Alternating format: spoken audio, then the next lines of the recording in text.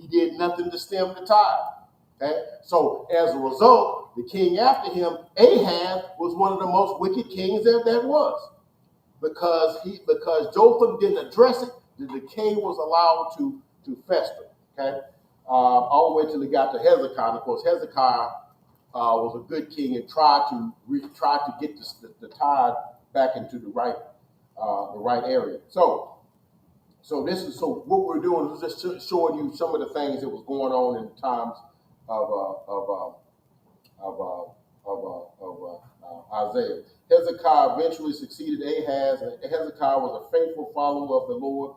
Judah prospered at first, but then was devastated militarily by the king of Assyria and Sennacherib. And then the northern, of course, now what people maybe don't realize is that once upon a time, the Babylonians, which we're going to talk about in today's lesson, was part of the Assyrian Empire. Okay, many didn't know that. I didn't know that. Now, I call myself a historian, but you learn something all the time. You keep digging, you'll learn some things. Even if you've been at this thing, 30 some odd years, such as long as I have, you learn something every day. Because, but what ended up happening was they rebelled and overthrew them. That's how they came to power. When the Assyrians overthrew the northern kingdom in 722, Babylonians was part of that empire. But they overthrew them. And by the time they came and took over the southern kingdom, they were the power. They were the HUNOWHATIC. They ran the thing. Okay? Nobody messed with them, and they were ruthless in their approach and how they did things. Now they learned from the Assyrians, because the Assyrians took the northern kingdom and took them into captivity, remember? And so they use the same tactics on the southern kingdom. Okay? Now, when these things came about, now when our lesson picks up there, now what's the interesting thing about Isaiah? Now, Isaiah is writing this some 150 years before the Babylonians. Matter of fact, when Isaiah is writing this, Babylonians hadn't even come into power. Right? That's what we got to understand. That's why when you read this, it almost acts as this, so the things he's talking about has already happened. But that's the power of his prophecy, that he can speak in past tense things that hadn't happened for 150 years yet. So that's the power of his prophecy. So we see in here, the Babylonians hadn't even come into power yet. Okay, but he's speaking about them as if they had already done the dastardly deeds that he's speaking of, and the Lord's gonna get y'all back right, and they ain't even come to power yet. That's just like telling somebody, yeah, I'm gonna get even with your son. What? I ain't even gave birth to a son yet. That's what that's like. Getting your, I'm gonna make your son pay for what he did. Wait a minute, I ain't even had no son yet. You know something I don't? That's the way this is written. So, but that's how the Lord was working with Isaiah. So, as we go into this lesson, keep in mind, as it says right here in our C, lesson context, Isaiah wrote as though Babylon had already conquered Judah, but his prophecies predated Babylon's existence as an empire by about 150 years. Okay? At the time Isaiah wrote, Babylon was a major city in the Assyrians' empire. Okay? Babylonians rebelled between 707 and 689 in an attempt to overthrow Assyria, which destroyed the city in retaliation. And a key event that also was the destruction of the main city of Nineveh, which is in 612, which is some like 26 years before they overthrew the southern kingdom of Judah. So, which is 586. So, after throwing all these different dates and times, let's go ahead and get into our lesson study. And like I said, it's only 6 verses. So I just want to kind of give you guys an understanding of what he's talking about and a time stamp for what's going on in the time this is going on. And so what is Isaiah is really talking about? Because it's like, what are you talking about? These things ain't happened yet. And so when you start talking about things that ain't happened yet to folks think you crazy. Okay? And especially when, this is like talking about the United States destruction. Wait a minute, things are rolling, ain't they? Yeah, but they ain't gonna be rolling forever, So the person that talks about that, folks be looking at them sideways, going, no, man, this thing rolling good. You just speaking to doom and gloom. They want to silence you, okay? So let's go ahead and read Isaiah 47, verses 10 through 15. And we'll see what he's talking about. God foretells destruction. Okay, beginning at 10. For thou hast trusted in thy wickedness. Thou hast said, none seeth me. Thy wisdom and thy knowledge, it hath perverted thee, and hast said in thine heart, I am, and none else beside me. 11. Therefore shall evil come upon thee. Thou shalt not know from whence it rises, and the mischief shall fall upon thee. Shall not be able to put it off, and desolation shall come upon thee suddenly, which thou shalt not know. 12. Stand now with thy enchantments and with the multitude of sorcerers, wherein thou hast labored from thy youth. If it be thou shalt be able to profit, if so be thou may prevail. 13. Thou art weary in the multitude of thy counsels. Let now the astrologers and the stargazers and the monthly prognosticators stand up and save thee from these things which has come upon thee. 14. Behold, they shall be as stubble, and fire shall burn them, and they shall not deliver themselves from the power of the flame. There shall not be a coal to warm, nor fire to sit before it. 15 and the last. Thus shall be unto thee with whom thou hast labored, even thy merchants from thy youth. They shall wander every one to his quarter, and none shall save thee. Have mercy, Lord. May the Lord add a blessing to the readers, the hearers, the doers of his most holy and divine word. So, all right, let's go into this. Now, I want y'all to, and he's reading the Home Daily Bible readings. Home Daily Bible readings, we were talking about a couple of verses, the 74th number of Psalms, and then the verses just above where our lesson picks up. And so let's look at that. And so to kind of give you an idea of what is going on here.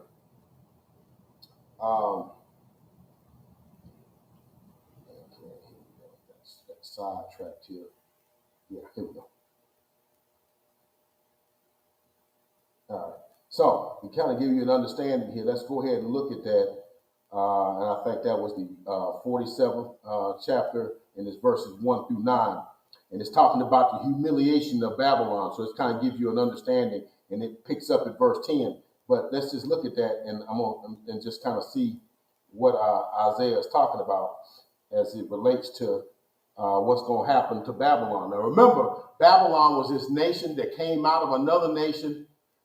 It's amazing how the Lord will use one nation to whip one of his children, and then use the offspring or the offshoot of that nation to be bigger and badder than that one to whip the other child, which was the southern kingdom. Okay, and so it's just amazing. And then it's amazing how people or our nation can take that and start to believe their own press clippings, start to believe that, oh man, we was able to do this, and not understand that they was only able to do that because somebody gave them that red carpet to roll out to do that.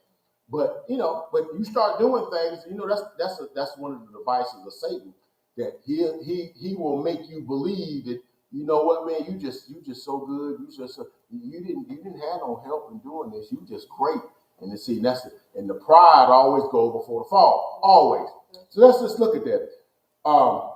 So this is what he's telling them. I like how he says it. He says, "Come, sit down, come down and sit in the dust, O virgin daughter of Babylon.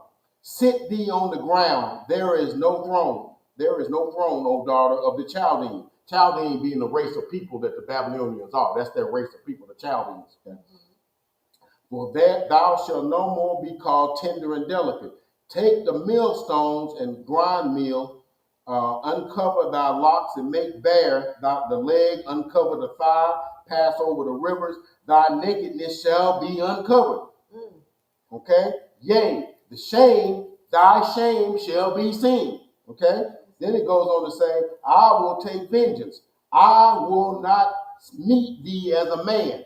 Now, see, you have to understand that in the old times, and maybe not so much today, when the Lord said, "I'm gonna meet thee as a man," it's like man to man. I'm gonna see you as a respectable, as a man. I don't see you like that no more. Okay, I used you as that to the end that I needed you to do. Now I don't see you as that. Okay, so it says, I will not meet thee as a man. Okay, as for our Redeemer, the Lord of hosts is his name, the Holy One of Israel. Sit down and sit outside. In other words, sit down and be quiet. Okay, and get thee into darkness, O daughter of the Chaldees, for thou shalt not no more be called the Lady of Kingdom. For this is the purpose here. Verse 6. Meaning this is what the Lord is saying, I was wroth with my people. Okay? In other words, I was mad with my people. I was upset with them because they wouldn't act right. Okay? So I used you to whip them. Okay? Don't start thinking that you so high and mighty. I gave you what you have. Now you didn't get this on your own. But this is the purpose of it. I was wroth with my people and have polluted my inheritance. In other words, I done messed their inheritance. But you know what? I'm gonna give it back to them. All right. So verse 6. I was wroth with my people and have polluted my inheritance and have given them into thine hand. Okay? And thou did show them no mercy. Upon the ancients hast thou very heavily laid thy yoke. And thou saidst, I shall be a lady forever. In other words, I shall be in power forever because you did this. Okay? So that thou didst not lay these things to thy heart, neither did thou remember in the latter days of it. Therefore, hear thee this now, thou that art given to pleasure and dwellest carelessly, that sayest in thy heart, I am, okay, and none else beside me. I shall sit not as a widow, neither shall I know the loss of children. This is what they're saying to themselves. In other words, I can't understand that at some point I'm gonna be widows. In other words, I'm gonna have sorrow, or I'm gonna have what do you call bereavement. I'm not gonna grieve. I don't see that. They don't see that because that's one thing with people. When they riding high, they never think in a million years that they could fall apart.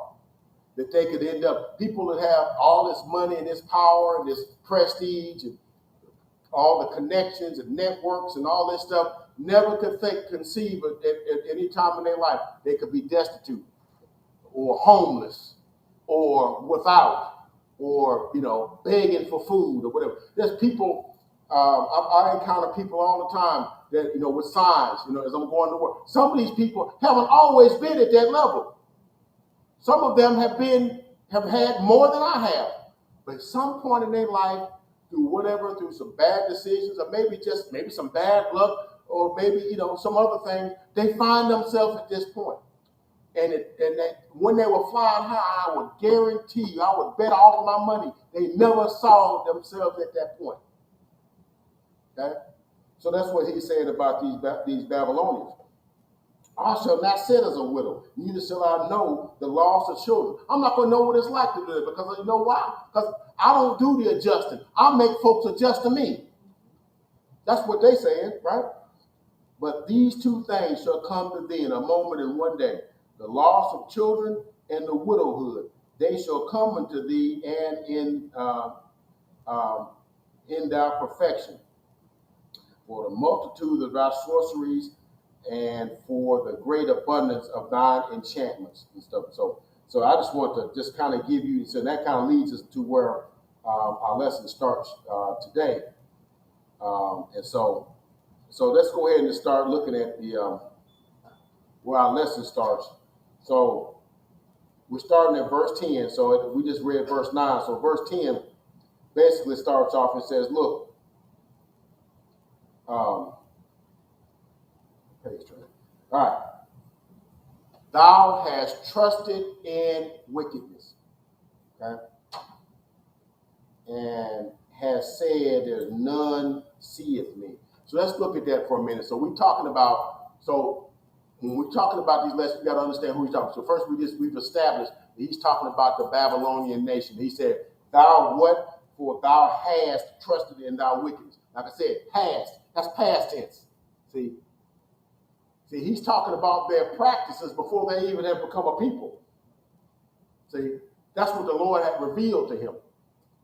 This was going to be the character of this nation, okay? Even though he ain't never met them, okay? Y'all make sure y'all understand that. He had never met these people, okay? They had not even become a power when he's prophesied. But he's speaking about them. Thou hast trusted in thy wickedness, and thou hast said that nobody sees me. Wait a minute. How do I know about somebody I ain't ever met? Okay? Because he's going by what the Lord has revealed unto him. Because that's what prophets do. They take messages from the Lord and they give it to the people. So the people can adjust their lives accordingly. That's the purpose of it. So what is he saying about these Babylonians? For thou hast trusted in thy wicked. In other words, this nation came, they overthrew the Assyrian Empire, and overthrew Nineveh. They came and they started eating up other nations. And then they saw the nation of Judah just sitting there.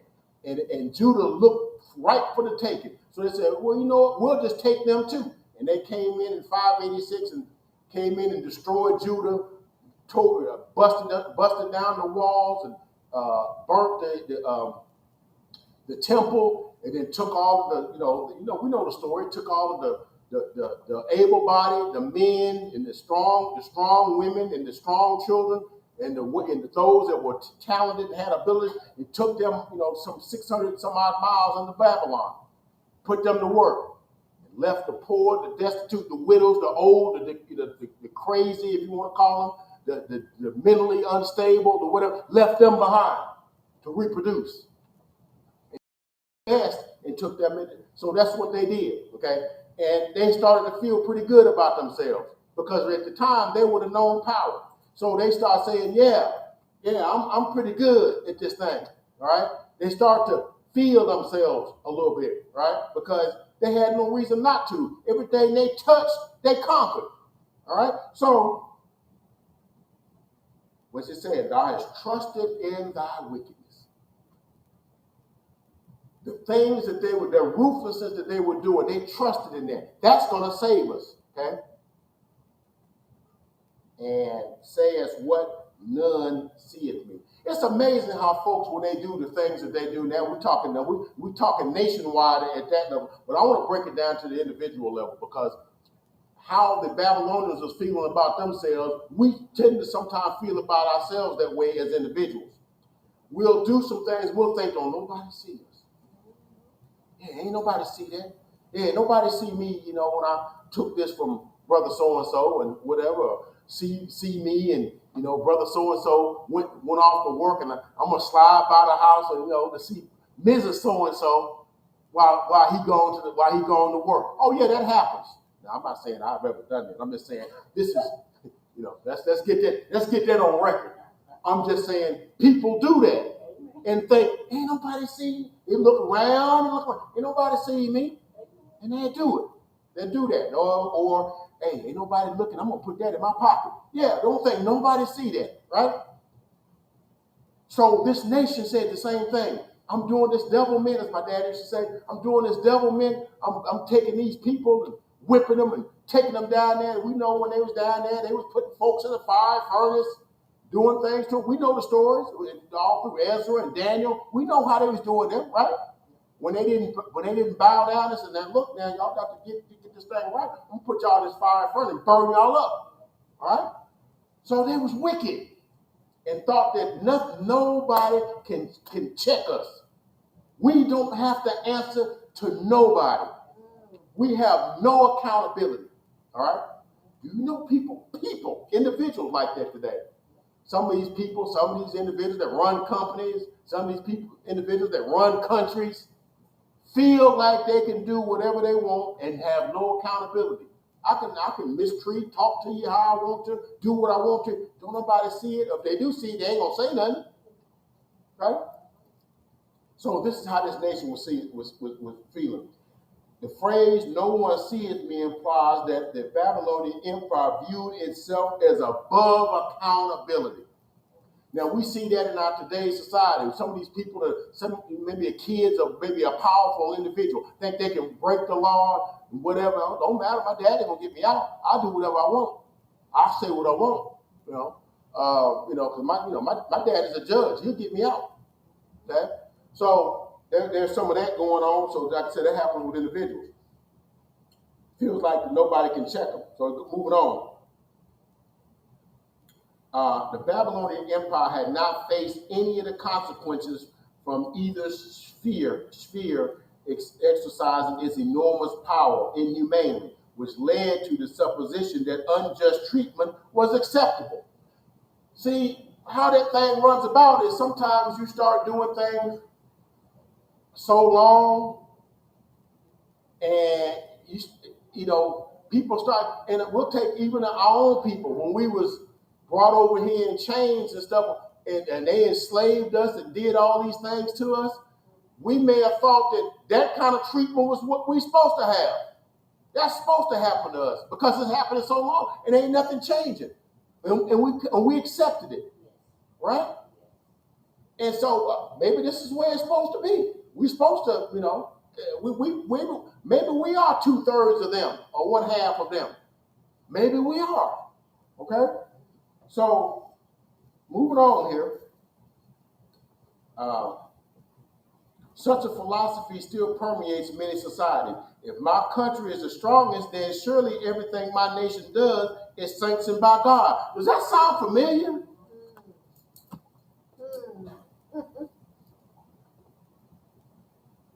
That means everything we do is sanctioned by God. I mean, like I said, because even in this country, we got the most sophisticated military in the world, and all this technology and all this stuff, and we just because we're able to do that, we say, you know what, man, I mean, God is sanctioning that, okay? And we start thinking that, and see that, and that's the thing, with a lot of people around the world are like, y'all ain't as righteous as y'all think y'all are, because a lot of things y'all just kind of go co-sign with that ain't, and a lot of ways how y'all treat folks ain't kosher either. But because y'all got all the gold and all the money and all that, and all the military and all this, okay, yeah, God sanctioned this because he's stamping us his approval because he's allowing it to go on. Okay. Verse 10. And I like this. 10b. Thy wisdom and thy knowledge has perverted thee. See, your wisdom, which is really foolishness, because really in God's kingdom, carnal wisdom is foolishness. And it's sort of like they're on opposite ends of the spectrum. And in a carnality, what's foolish is esteeming somebody else's affairs above your own. That's foolishness. And I can't. No, I got to think about myself. That's the only way you can get ahead. See, and that's in the carnal world. That's smart, but it's foolish in the spiritual realm. Okay, because in the spiritual realm, you got to esteem another's affairs and his welfare and his well-being equal to or better than yours. Okay, consider them before you even consider yourself. Okay, that's foolish in carnal thinking. So they're on opposite ends of the spectrum. Okay, so we see here that wisdom and knowledge, it has perverted thee. You can be so smart until it perverts you.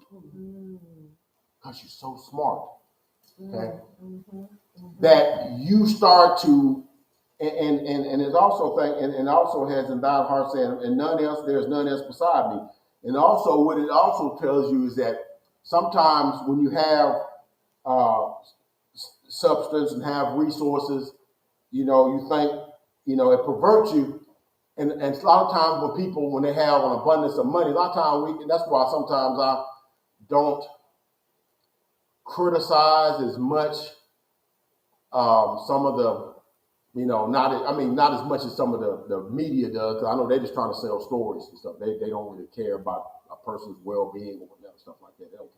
But you take an individual, say an athlete or maybe an actor or maybe a performer or something like that, that has had in their lifetime accumulated an abundance of resources, an abundance of influence, an abundance of a bunch of things. And then they may slip up and do some things. And they'll be quick. The media will be right on them. Yeah, look at what they did. And the question always and the question always comes to me is like, the only thing that's keeping a lot of us from doing some of the things we do is a lack of resources. We might do the same thing, but we know we ain't gonna have enough money to pay our rent if we do that. We ain't gonna have enough money to pay our car payment if we do that. Okay? If we make it rain in the facility, if we make it rain, we ain't gonna be able to make our car payment. All right. If I make it rain, they're gonna throw me out of my apartment. They're gonna throw me out of my house. They're gonna, all my stuff gonna be sitting on the curb. I can't do that. My lights will get put out. Okay. I'm not gonna have enough to eat next week if I make it rain. But if you have enough where you got a bunch of disposable income, what might you do if you had that money? That's why a lot of times the Lord don't bless you with too much, because He know you might not do the right things with it. Okay. I know we all think, man, if I do that, I would give to the poor. I would set up foundations where poor folks would get fed and houses would get built and all these sorts of things. And I would help all the churches. All that sounds good. A lot of these people had those things in their mind. A lot of times when they get this money, people start pulling at them. Hey, this is what you need to do. This is what you need to do. And before you know it, you're like, wait a minute. I thought I was supposed to be doing all these other things. And you never get around to doing that because all these other folks got your ear. All these other folks like, well, hey, I kind of helped you get, hey, this is what you need to do. Well, yeah, you can get to that at some point, but you need to do this first. Never get back to doing what you're supposed to do. The next thing you know, you old or now you no longer it. You ain't making that money no more. You never did none of those things that you said you was going to do. Exactly the point that you said earlier, because you listen to people, you've done what the opposite of what God has said for you to do. Mm-hmm. You find yourself on the street corner holding a sign. Back what we was talking about, right. Where you find yourself, because that's one of the things I have to give him his credit for this. So my buddy Deacon Pride to say one thing the Lord gonna do, He either take it away from you or take you away from it. That was one of his things. He's gonna either take you away from it or take it away from you. One or the other. One of them things gonna happen. And so, which means we take you away from it, that means you'll die and somebody else will have it. Somebody else will be wearing your suits. Somebody else will be, be living in your house and driving your cars and all the stuff, all the nice things you thought was more important. They'll be having that stuff. Okay, so let's just keep that in mind. But that wisdom, and let's understand what wisdom is. Now, Proverbs 1:7 tells you what wisdom is. For the fear of the Lord is the beginning of wisdom. That's where wisdom starts. Understand that there's a God who's supreme over all things, and you have to answer to Him and all things. And to Him you live, and to Him you die, and to Him all the things that happen to you come from Him. That's the beginning of wisdom. That's just where it starts. And you have to build on that. Okay? But these folks that think their wisdom come from their accomplishments. Oh, I accomplished some things. Well, I done overtook all these companies, man. I'm a CEO of about 15 companies, man. I'm wise. No, not really. The Lord gave you, just like He gave the Babylonians, He gave you some things. And if you don't handle it right, what the two things gonna happen? Or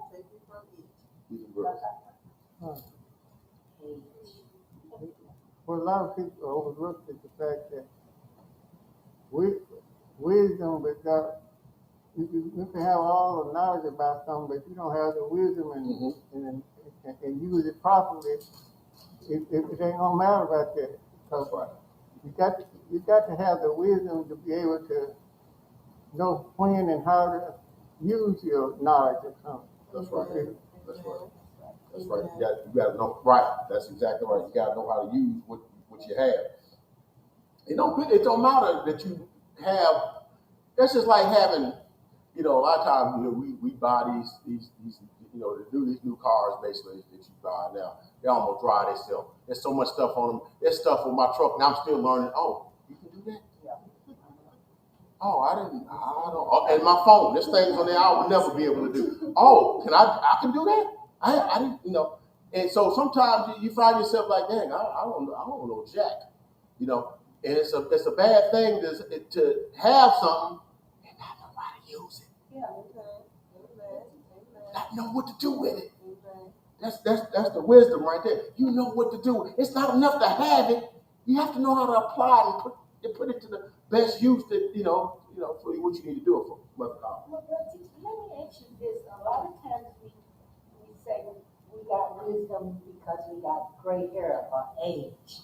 Not necessarily. Not necessarily. I know, but I'm just saying, where does that fit in with the wisdom part? Yeah. Because you got hair is gray and you're aging, so all of a sudden you got wisdom. Yeah, that's right. Sometimes folks just got gray hair because it's just time for you to have it.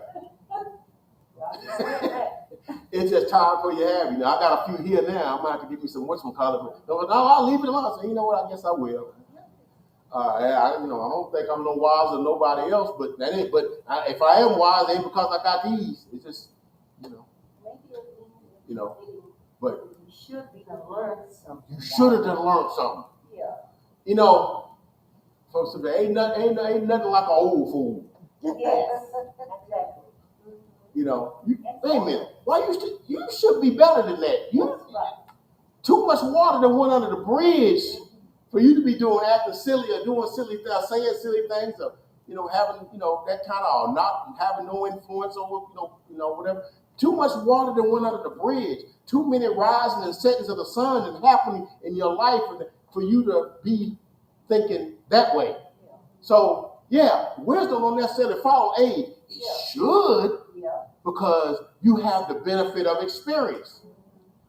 But many times people don't put their experience to use. That's true. And they go, So I got a few gray hairs. That don't mean nothing. He got more. I think he got more wisdom than me. I'm trying to get where he at. I might not ever even get there. But I don't think it got nothing to do with how many gray hairs on your head. But you would think that by the gray hairs on your head, you have gained some things by the life experiences. If you live that long, you done got knocked down a time or two. You should have learned something from that. Right? Yeah, but the fear of the Lord. It's the beginning of wisdom. Yes. That's it, right? Yes. All right. So it goes on to say, Babylon trusted in its military and political might to the degree that it imagined every move to have been mandated by God. Like I said, does that sound familiar? All right. The temptation is to set oneself up as a God. I hear people talk all the time. I'm a God. I'm like, no, you are not. No way, shape, form, or fashion are you a God. You are a created being. No created being is a God of any sort. What a God creates. That's right. Now people say, well, I'm a God because I can create life. No, if the Lord shut your womb up, you can't do jack. That's right. If he say the same, you can't do nothing. That's right. Them things don't swim. If he says no, if they don't swim no more. They go the other way. I'm going this way. They go the other way. Right? So no. So your very success is at the Lord's whim. So you are not a God. People like to say, oh, I'm the God. I'm a God. No, you're not. And that's the fallacy of our society. We like to build ourselves up like that. I'm a God. No, you're not. Now, it says man was made in the image of God. That's right. Okay? Because if you say anytime you think you are God, okay, step out on nothing to make something. Oh no, you can't do. Okay. Moving on. Good morning, y'all. Good morning. All right, moving on. Where we at? Verse 11. Therefore shall evil come upon thee, and thou shalt not know where it comes. In other words, what he's telling in past tense what's going to happen to the Babylonians. Again, he's talking to the Babylonians as if they already done this, even though they ain't even come to power yet. Okay, evil gonna come upon you. You know that y'all riding high. Evil gonna come upon you. And you're gonna be looking like, where that come from? You know, you ever been hit by something you ain't know where that come from? That's where it's going to come. And those are kind of because you weren't able to prepare for that. Because, see, I can prepare for something if I can kind of see it coming. All right? Yeah, he coming to me. I'm going to prepare for that. But if somebody come from this back here and I'm looking and hit me, yeah, I'm going to be knocked flat because I didn't see it coming. Okay? If I see a punch coming, I can block it. But if somebody give me what they call a sucker punch, when I wasn't even expecting it, we just talk and use haul off and cold cock me, you know, I wasn't expecting that. So he says here, evil shall come upon thee, and thou shalt not know from whence it rises. Okay? You riding high, but the Lord will pull the rug from under you. You know, and you won't even know. This implies that the moral evil is to overtake Babylon. In context, it is clear that the consequences come from the Lord as punishment for Babylonian deeds. But I want to share something with you. It says, and although God never inflicts moral evil, he's known to have strengthened the pre-existing evil resolve of the people. Okay, in other words, let me share something with you because if to the pundit they might say, well, that don't seem fair because didn't the Lord give them the unction to go and do that, then punish them for doing what he gave them to do? That's what somebody would say. Because the people, you know, when you start talking to atheists, they talk like that. Well, wait a minute. How is that right? How is that God right? Because he did not he give them that to do? Then he gonna destroy them for doing what he said them to do? But I like to look at it like this. What the Lord does is sort of like something we used to do when I went back a long time ago when I played sports. A long time ago. I even look like I even played a sport now. A lot of times, if you maybe not as big as another person, and you going against them, or if you're playing football, you're on the line against them, or if you playing basketball, you're in the post and you're trying to defend them. Sometimes what you do, you use their own strength against them. In other words, they're coming at you with all they got. They got more bricks in their back pocket than you got. So what you let them do, you step aside, let them take all their weight. That's the momentum they already had, and let them go on with it. In other words, they was already evil. The Lord just used the momentum of the evil they already had and used it for the purpose that he needed it for. He didn't make them something that they wasn't. He just used the energy that they already had. In other words, he didn't take some righteous naked nation and make them evil to do his bidding. That's what I'm saying, okay? He used the momentum and the evil intention that they already had and used it for his good. That's what he did. Okay. So to some that might not say, yeah, but see, it wasn't like they were like God-fearing people and was treating people right and all this sort of things. It was, and then the Lord just changed their mind and made them be evil so that they could do it, then punish them for it, then that would be wrong. But he used their own momentum against them. They were already going this way. So, okay, I'm going to let you go on. And back in the day, they used to call that, what they used to call it? Sliding the chair from under you. Like you said, they slide the chair out and you go, and that's all the Lord was doing, using their own momentum against them. What they was already going to do. Another example of that is Pharaoh. When he, that's exactly. He hardened his heart. He Twice. Was evil, but he hardened his heart so that they could leave Egypt. Right. And that's exactly right. That comes from actually Genesis. That's one of the reference scriptures too. And I think it was Exodus 39, if I'm not mistaken. That's the same thing. That was one of the examples. So that's real good on your part to bring that out. So verse 12. So he's telling them now, Stand now with your enchantments, because really what they did, they were just like the rest of the nations in the Near East. Actually, God's folks were the only ones that worshiped one true living God. All of them had these other gods and these enchantments. They had these sorcerers and magicians.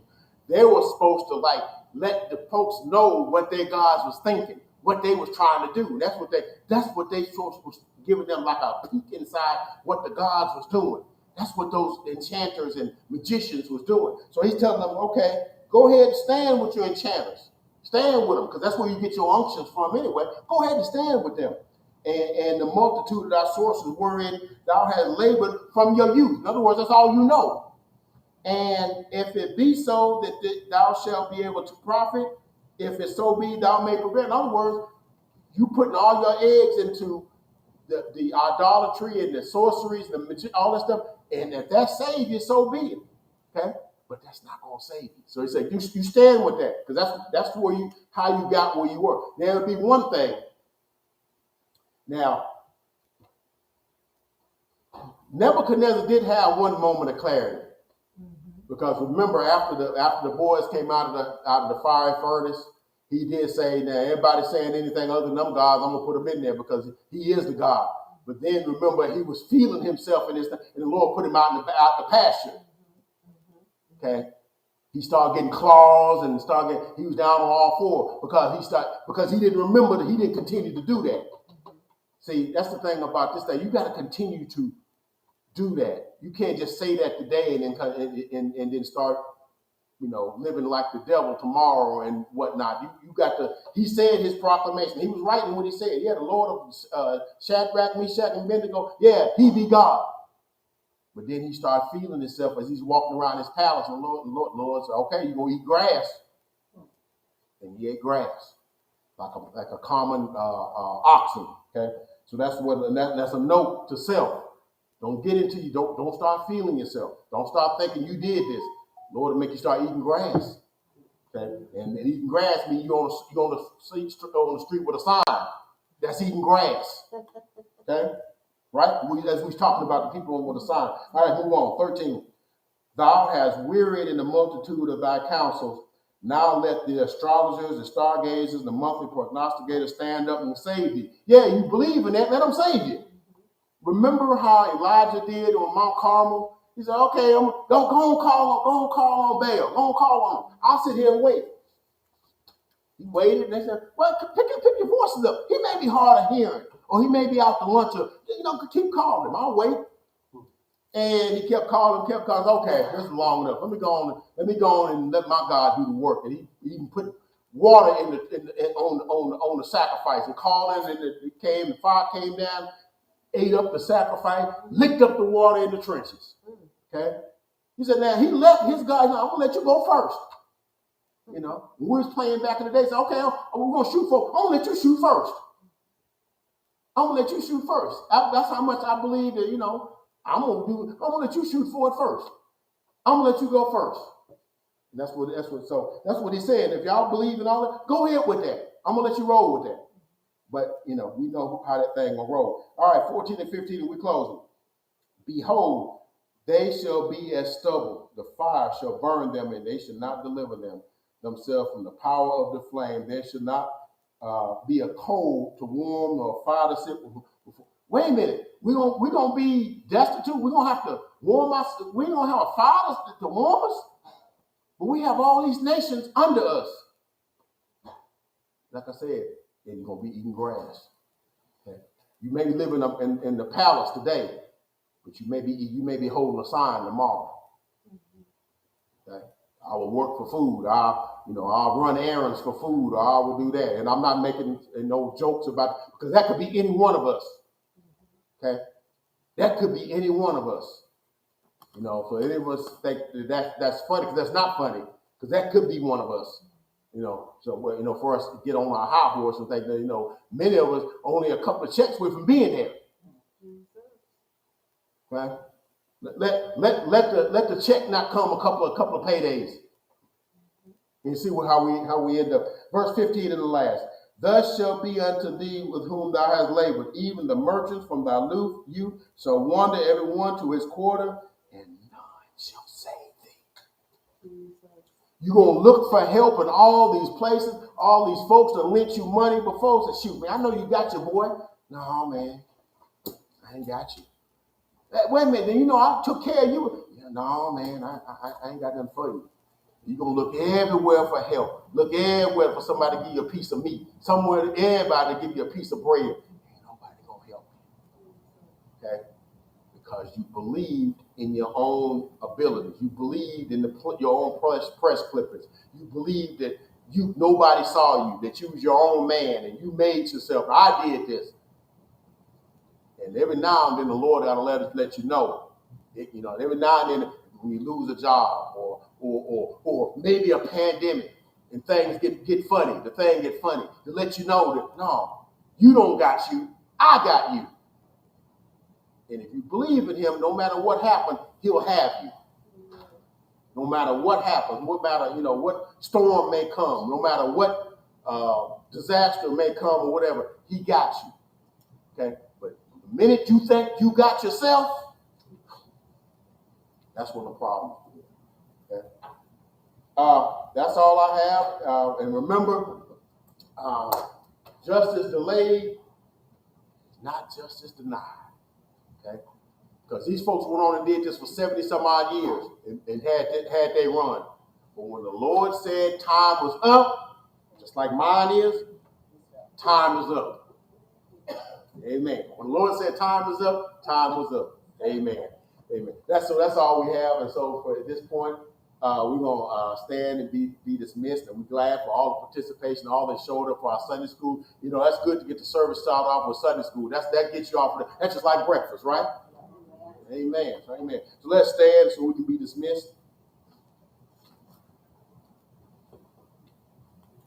Let's repeat together. Let the words of my mouth, meditation of my heart, be acceptable in thy sight. O Lord, my strength, my redeemer. Consider yourselves dismissed.